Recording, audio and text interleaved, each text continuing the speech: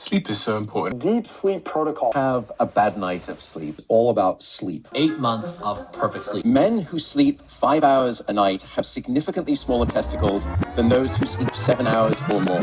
I'm sure you're aware that sleep is very important, but can you actually get too much?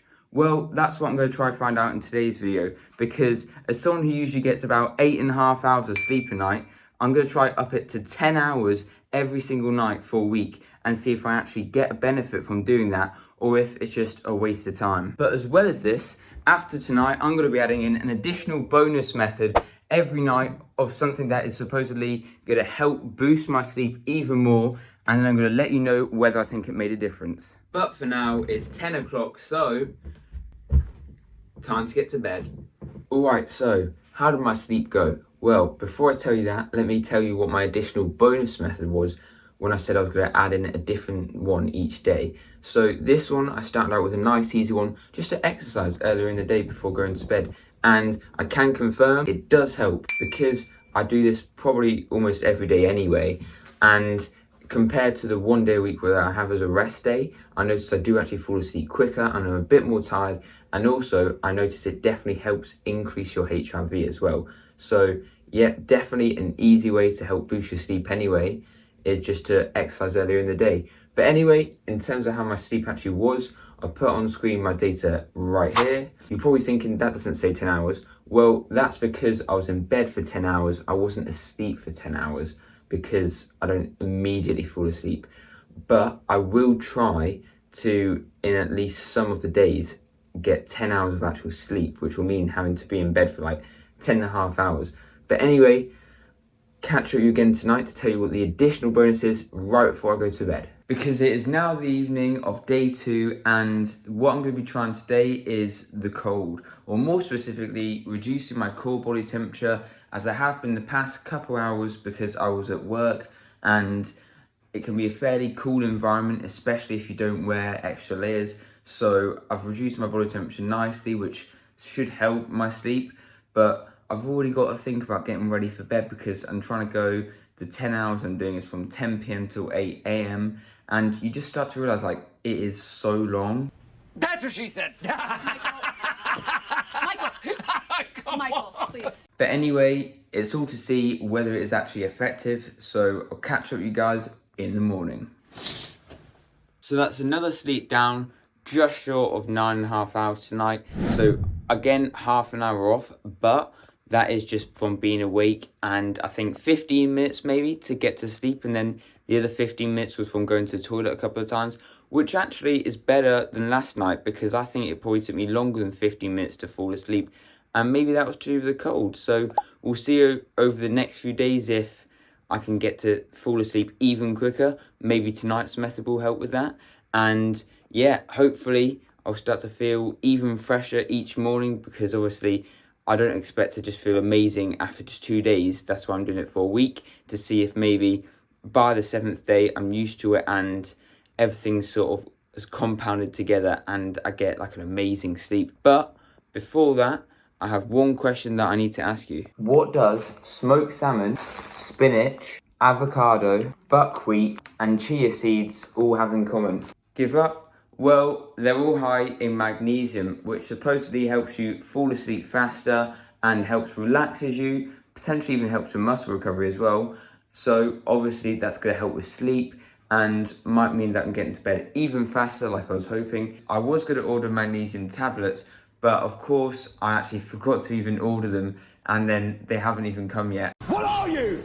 An idiot sandwich. Luckily, I can have the food today, and then the next few days I'll just take the tablets. So let's see if combining magnesium, the cold, exercising early in the day can help really improve my sleep. And of course, instead of just updating you like I have been doing every single day, morning and evening, I'll just tell you how the next few days have gone. Hopefully I can create quite a cool looking montage of how the few days have gone, and then I'll give you a big final update on day 7.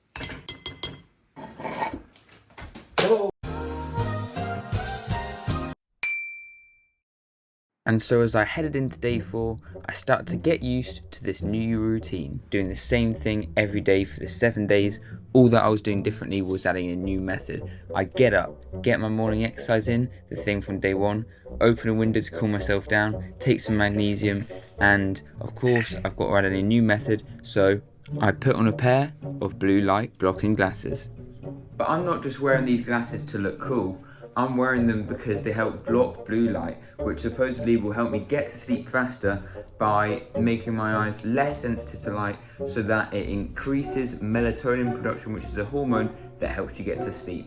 And as I went to bed on day 4, I knew it was just a case of doing the same thing again on day 5, but as I woke up, I added in my new method, which involved getting out the door super early for this morning light, because apparently that helps increase melatonin production for your sleep-wake cycle, if that even does work. And then, of course, I got my morning exercise.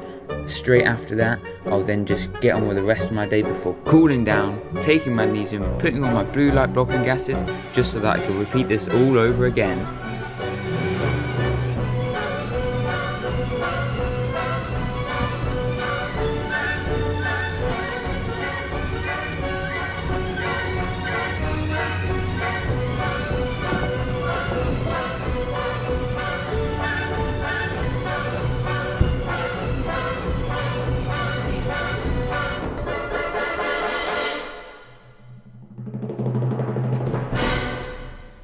Alright, it is day 7, the final day of the experiment, and I'm not sure what's been more stressful, filming all those clips for what I'm sure you'll agree is the most epic montage you've ever seen, or just doing the actual experiment, because it has been quite a lot to remember.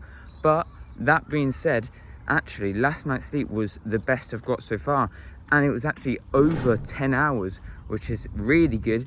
I also did my additional bonus method, which was adding in some meditation / breath work, which was interesting to say the least. Feeling the relaxation in your belly, pelvis, and buttocks. And so tonight I'm hoping to get probably the best sleep that I've ever had, because I'll be combining all 7 methods, with today's one being to try and eat or finish eating 3 hours before bed to allow for full digestion. I've done it today because I have work in the evening, and so my shift will allow me to have quite an early dinner. But anyway, I'll catch up with you tomorrow after what will hopefully be a very good night's sleep, and I'll also tell you the results from the entire week and which methods I think are actually useful to potentially include yourself.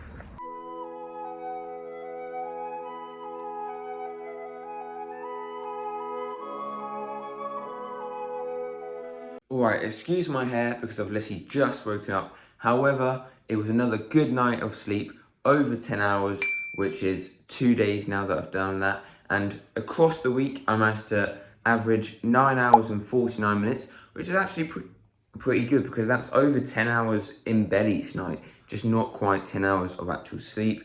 And do I actually think you need 10 hours?